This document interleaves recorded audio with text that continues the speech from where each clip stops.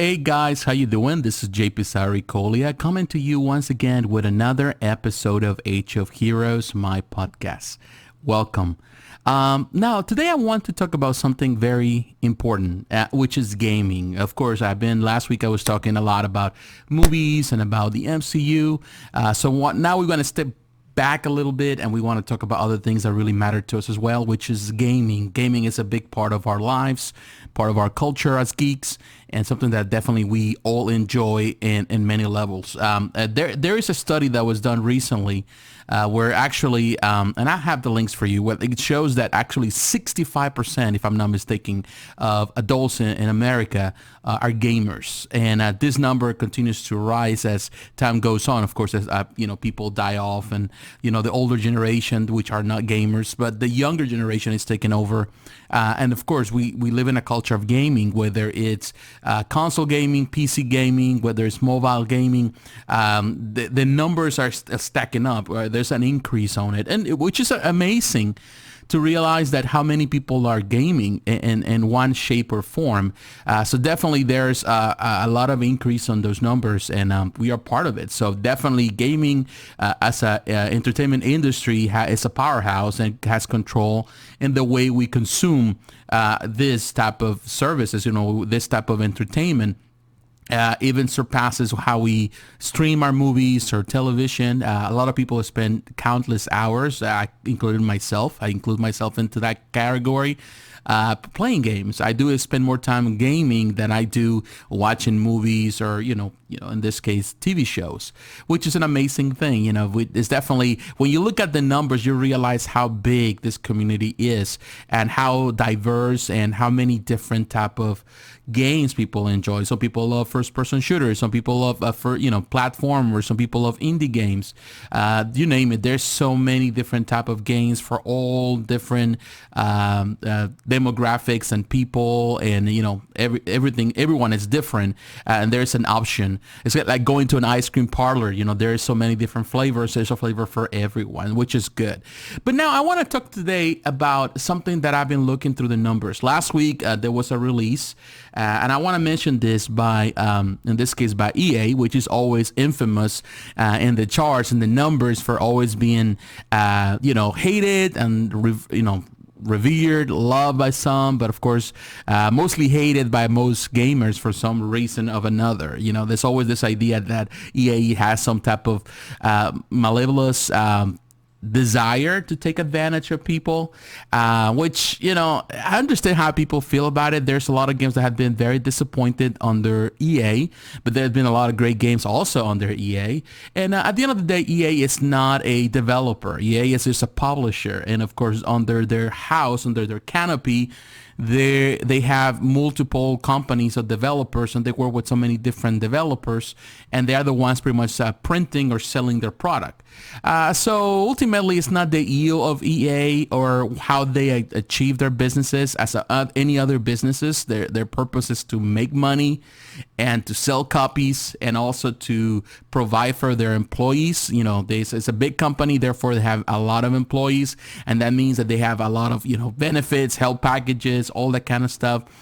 So in other words, in a way, the only way to really provide for those needs for your employees, if you are an employee, this is to be profitable. If you're not profitable enough, then you cannot pay these people for what they're worth on their jobs. So you have to do something, and sometimes we kind of forget that. So I want to talk about it in talking through all this report, and I'm going to have some links if you're, of course, watching on YouTube or any other listen to the podcast. I'll have the links for you on the description. And I'm going to use venturebeat.com. I really like this website. I really found it recently. And definitely I like it because they do have a lot of information. They have a lot of great, articles. And they're not just like clickbait articles. Like some other places, there's a lot of clickbait and there's nothing. The person that writes the article pretty much says nothing. And I even found some of those articles on Forbes and some of those big pages great in those big websites, which to me is disappointing. But VentureBeat seems to be very down to earth. It's all about numbers, giving you the information, giving you statistics, and I really like that. I'm a numbers person, and I enjoy that. I like facts in front of just information. Don't just come to me with information or just pretty much a piece of hearsay or your opinion piece, where you technically telling me how you feel, what everybody else says. I want to know statistics. I want to know numbers. That really gives us a better picture of the information that you're providing. So I think this, in this case, this website does that very well. But they talking about this. They talk about, in this case, EA giving their quarterly report. And of course, as you know, that some of the numbers are not great for some games, particularly with Anthem. Anthem is definitely didn't perform the way they wanted, which is expected. I can be honest with you, I haven't played Anthem yet. There were so many games coming out at the same time, especially Battlefield 5, which I've been playing like crazy, and some other games that definitely there was no really need for it, in my opinion. Apex Legend, I play a little bit. I didn't care much about it. I'm not a Battle Royale fan, so I move out of that category. So didn't care much about it. But in this case, Anthem has suffered a lot because of it. They were expecting to sell over 5 million copies. They only sell like 3 point some copies, and of course I have the links for you so you can look at the numbers, which is not a big number. So I'm going through that. The article is very extensive and gives a lot of information, what they're planning to do, their shares and all that kind of stuff. Very interesting information. They're very happy, EA, with Apex. Apex has been doing great. They want to expand that towards Asia to bring more gamers into pretty much into the service. There's millions and millions of people playing the game, so they're very happy with that. Of course, with in this case Anthem, they're gonna continue on. Of course, Anthem, and there's a mention of also about in this case Mass Effect Andromeda, which also didn't do so well. But they provided service, technically with Andromeda. A lot of service for multiplayer. They expanded the experience. But looking at this, and the reason why I want to talk about this today, because going through the numbers, I realized that as gamers, as games progress, as we live in pretty much in a golden age of gaming. There's some people call it this way, which means that right now there's a game for everyone. People are gaming more than ever. There's so many games. There's so much business into it. People are pouring money into it. Companies, businesses, it's a multi-billion-dollar ordeal. Definitely we're living in a rich time where there's something every week. There's something new every week for everyone. And of course games are expensive. You're looking at $60 just for a vanilla game, and then of course you have to pay top of that if you want to have the extended service or you want to have more stuff. And of course now is the question about live service versus DLC versus season passes, which is something that is happening a lot. There is a constant questioning on what is the better service. And I was watching a video recently, in this case by one of the persons that I follow on YouTube, Level Cap Gaming. Probably you follow it, probably you have heard of him. He's very well known within the gaming community, particularly first-person shooters. He pretty much covers a lot of Battlefield games, and he's been he's invested into Battlefield 5. I love his channel. I love his commentary. He also streams in other services, and he also streams on Facebook some sessions. He's a great gamer. He plays very well. He's very good. He's a very good sharpshooter. I love to watch some of his gaming sessions. But he was talking, he had a video recently where he's talking about with Battlefield 5 and trying to see what is better. If in this case, season passes are better than just the live service, which is a better what are the pluses and what are the negatives. And of course he's counting the pluses for each one of them and also the negatives and presenting them. He's not really coming to a conclusion. There are pluses, of course, with the live service, and there are pluses with the season passes or DLC. But definitely there are also some limitations for each one. And it was an interesting video. And to me, it's something that I could consider. I used to be the type of person that considered DLC the way to go. Season passes. And I still love season passes because it's a format that I'm more accustomed to it. You know, for many years I bought DLC from the era of the PS3 and the Xbox 360, where technically we're the ones that actually kind of introduced the DLC system, where I think they were prior to that on the Xbox, or original Xbox, and the PS2. But I think that it was perfected. It was actually, it was a time, the PS3 and the Xbox 360, where DLC was the thing, you know, season passes and all that kind of stuff. But there were pluses with the season pass. You know, you buy content, you buy a game. And this is the paradox of gaming. No one is happy. You know, there's pluses and there's negatives of everything. But the thing is this, you know, you purchase a game and then you purchase the DLC where you're really invested into the game. But there were so many games that people didn't buy the DLC, or the people did not survive the initial part of the game. They move on to other games. So when you buy the DLC, you might have it just the benefit for a week, and then the DLC or the extra DLC maps or the extra content, you are unable to access it, you know, for a long time. And definitely you're out of luck. And this system happens here now with a lot of games today. Like, for example, I love I wasn't crazy, I would say, at first of the Battlefront game. A lot of people complain about Battlefront for a long time, the form of the PS4, the first Battlefront. And I play it, you know, I didn't play it initially. I came to play it later, and I actually bought the vanilla game first, and then actually I bought the digital pretty much bundle because it was cheaper. It wasn't on some type of offer, so I got all the DLC maps. But some of those DLC maps, like the Scarif map, which is the last DLC that they provided, which is technically Rogue One map, based on the Rogue One film, which I like. I like the map. I have played the map a couple of times, but now you go back to that and you're unable to access it. Yeah, you can still play the game. There's a lot of people playing still. There's still a good number of people playing Battlefield, so you still can get into some sessions, the original Battlefield. But you cannot get to the DLC maps.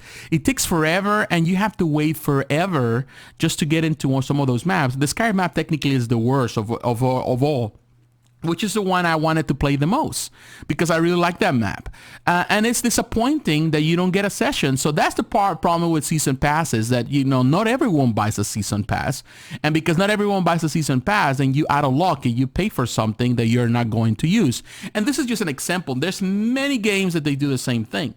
And you just don't use the DLC and you're out of luck. It happens on the PS3, it happens on the Xbox 360, and it's happened also on the Xbox One and the PS4. It's just a problem, you know. Now with live services, technically it's a constant development. They're constantly growing the system, or they're constantly expanding it to the point that everyone has access. Like, I can go to Battlefield 2, of course, there's more people playing Battlefield 2, and you have access from the get-go of all the content. Now, if you want to add some stuff and you want to progress faster, then you buy some stuff here and there, which I'm not a fan either. I don't think that's the way to go. I think there's other things that they can provide that I like. You know, like, people have complained about Battlefield for so long. A lot of people say, well, I don't like the game because it's incomplete. I hear this comment constantly everywhere, not only for Battlefield 5, I hear it from every game. You know, I hear it from Anthem, although I haven't played Anthem, so I cannot really tell, but I can say it from the perspective of someone that plays Battlefield 5. And people say, well, the game is incomplete. They say the same thing about, you know, in this case, Call of Duty. You know, they say about every single game, it's incomplete, it's incomplete, it's incomplete. And to me, it's, you know, you see it on the notes, people are all constantly dissatisfied for the content that is provided to them, even through the live service or even through DLC. The thing is this, people are never happy one way or another. People don't want to pay more than that. Now, I can tell you one thing, when I bought Battlefield 5, I didn't bought the game straight out of when it came out for $60. I waited a little bit, just a couple of weeks, and it was already after Black Friday, because it was around the same time. It was already pretty much on discount for what, $30 at Target or something like that, 29 something, and I got it from Target. When I went to Target, it was already sold out. I just went to the in this case to the cash register, and I think it was that. I went to the cash register, to the customer service, and I say, hey, you know, I'm looking for this game. And say, oh yeah, they went back in the pretty much back room and they got it. So I got it for $30. $30, all I pay for the game. It's all I paid so far for this game, and I have access to everything in the game. You know, and I like that. You know, and people say, well, the game is incomplete. I haven't really a fun experience with Battlefield 5 so far. Yes, I would say it's not. Battlefield 1 has more maps, but of course, Battlefield 1 extended for so long. You know, you get all these maps and you get all this DLC and all that stuff, season pass and all that kind of stuff. Over time, of course, you get a complete game. And I have Battlefield 1, The Revolution, which has everything. And I didn't pay more like $20 perhaps for that. You know, I didn't bought it initially. I moved on to, I was playing other things. So, you know, the thing is this, yeah, you can have it. But when I compare Battlefield 1 with Battlefield 5, I can tell you one thing. I prefer, there's a lot of things I like about Battlefield 1. I would say the variety of things, but I prefer Battlefield 5 mechanics. I do prefer, I feel that they're better, they're more refined, and I think EA has done, in this case, well, not EA, but the company that DICE has done a much better job refining the service. I don't care about the Battle Royale thing, but I do care about the other maps. Now, a lot of people say, well, the game is incomplete. We want everything. The bottom line is that we always want everything, but if you really look at games and you go and play a game, most people play the same modes time and time again. So you get multiple modes and multiple stuff that people never play. Like I can play Battlefield, 5. I can tell one thing. I pretty much always play the same modes. You know, you always go for the same type of modes. People in every first person shooter, people love rush, people love domination, people love those ones, those type of games like that. People love anything that has to do with deathmatch. But there's multiple type of modes that people don't care about. I don't. So yeah, you can give me all the content you want, but that doesn't mean that I'm gonna use and play it. So this is something that we have to always consider. And in this website also, I'm talking about this. There is one that I really like. There's and I'm gonna have the link for you as well. Back in March, they have an article where they have a chart that visualizes why live services games are the it thing for publishers, because it makes more money. People want the single player experience. The problem with single player experience is that, based on the modern times that we are living in today, some games, they're super refined. They have so much content in it, and they come out and they go in the chart, on YouTube and all social media for a week. People love it for a week. People say this and that, but because they're single player campaigns, the thing with a lot of single player campaigns is that you buy the games and you want to play the games, but then you just put them away and then you stack them in there into your collection of things that you never play. I can tell you one thing, I have a very extensive collection of games that I have never ever even touched. I say one day I'm going to play single player campaigns, beautiful, all that kind of stuff, and never play, which is a shame, because I'm being stuck playing a lot of multiplayer stuff, because we're so addicted to multiplayer campaigns and all that kind of stuff. So you put it away, so they're not constantly revenue. So yeah, they make money the first week or the first month, and then they drop out of the chart. People are no longer interested because, of course, people are not talking about it because people are moving into the next thing. So that's the reason why live service is so popular, because you can keep a game. Technically, all you have to do is create a platform. That's what these games are, a platform, just the basis. You get just the vanilla part, and they can build upon that. So that's why you see with, the constant development of Fortnite, in this case, Apex Legends. All these games are developed over time, over years. There's more content. So people are constantly playing. You go to the Twitch, you go to YouTube, everybody that is streaming, everybody's streaming the same game that has been, of course, has new maps, new content, new this. So live service is definitely the way to go for a lot of these companies, because it makes sense from a business standpoint. They're making money out of that. Some of those games that you buy, they're phenomenal. Like in this case, The Witcher 3, which is a great game, very good looking game, that it was very good, and I think everyone should play. But after it drops out of the chart, it goes out and ends up pretty much in the $20 bin at Walmart. So this is the thing. All these games, you put so much content, and some of these companies, of course, they have a team to develop these games, and after the game is developed and it's sold, of course, there's no more content coming. Maybe a season pass. They pretty much laid off most of the people, and they just have some people, if they have some type of multiplayer, they have a special team, a small team, just kind of to keep those servers going. So that's all they're doing. But for the vast majority of gamers, of other gamers, it doesn't, they don't care much about the game. So of course, these games, they drop out of the radar. People are not talking anymore about it. And there's multiple games like that. So yeah, there's the idea of campaign versus multiplayer. I'm playing devil's advocate here because, another podcast I have talked about why I like, for, this case, the experience of older games versus newer games. But I do understand the appeal of multiplayer, and I understand why we're so, so I would say in love with it. I could tell you one thing. My first experience, I was never really a fan of multiplayer until I started really playing Mag and the PS3. PS3 was the one that converted me into playing multiplayer experiences, and of course Battlefield. I put so many hours into those games. It's not even funny. And I bought other games, but I played probably the first day, and they put it on the stock. With everything else. Pay $60 for a game that I really didn't play much, so I didn't get much out of it. But now with these games, like the ones, the multiplayer experiences, I get much out of it, and people get a lot from it. So it's, it's normal for them to really feel more comfortable with them and add more stuff, and you add more DLC. So yeah, in my opinion, I feel that there has to be a compromise. I do like season passes, but I understand why the live service is so appealing today, and it's pretty much the way to go for a lot of these businesses. And I also see it from the perspective of companies and the way they want to stay profitable, and for developers, the way they want to keep jobs flowing. You maintain a game, you just create the platform from this game, and then you have I don't know, 4 or 5 years more to go, and then you have a constant flow of people developing the game or working in the game. So it's a constant job for these people, and that they are putting their effort and their work on it. It's it's not as secure, being a game developer is not a secure job per se. Yeah, they can make money when they get into a good project, but sometimes those projects don't last forever, so you have to move on to the next thing. So this gives them a little more time, some of these developers, to really work the time, to really have a more secure, stable job, and you have to consider it as they have families, and they also have to provide for the families, although many game developers are very young, but definitely some of them, they plan it for the future. So it's understandable this. So, I'm not here to tell you that one is better than the other. I can tell you one thing. This is the paradox we are in. We complain about a lot of things, but we don't enjoy some things. I can tell you one thing before I let you go today. It's all about enjoyment. It's all about finding the enjoyment in what you do.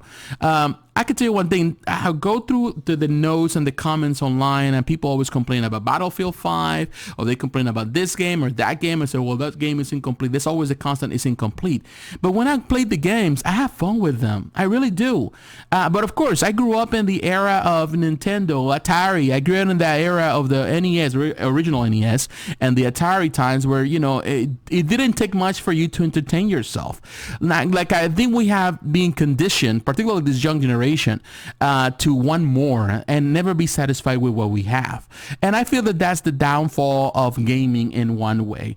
I would say this, my recommendation to everyone is enjoy what you have. Enjoy every single game. I enjoy the games. I feel that there is a change in gaming, but I'm still going to enjoy it. I'm not just going to buy everything based on hype. Like I mentioned before, hype is never good. I'm just going to buy what I'm going to play, and I'm going to enjoy, and whatever comes. And, yeah, there's sometimes some games with bugs and things that need to be improved, and some channels, they pretty much sell, they make so many views on YouTube based on hating on a game, and I'm not gonna do that. It's not just something that I feel that we should do. We just praise what we can praise. Of course, we criticize what need to be criticized, but we move on. And I can tell you one thing, some games that people find incomplete, I have enjoyment with them. Ultimately, I feel that the content is enough. Yes, a couple of things they can do to improve it, and but of course, over time, it can be improved. And so many games, I still play Battlefront 1 and 2. I play, Battlefield 5. I still go to Battlefield 1. I still play Battlefield 5. I play, in this case, 4. I'm sorry.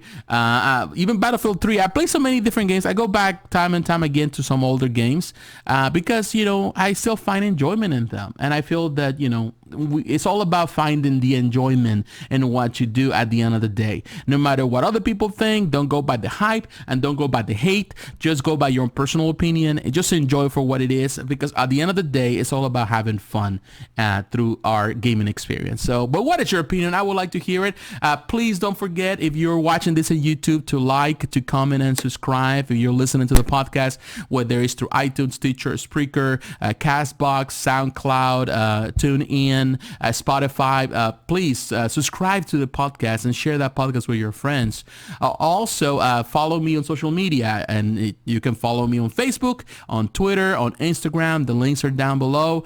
And please consider supporting me financially. Your financial support keeps me in the air. You can do that through Patreon on a monthly basis. $1, $2, $3, whatever amount you give, it will support me. And also you can do that as a one-time gift. You can do that through PayPal, or you can do that through GoFundMe. The links are down below. So once again, God bless you. Have a great day, and I'll talk to you again. Bye-bye.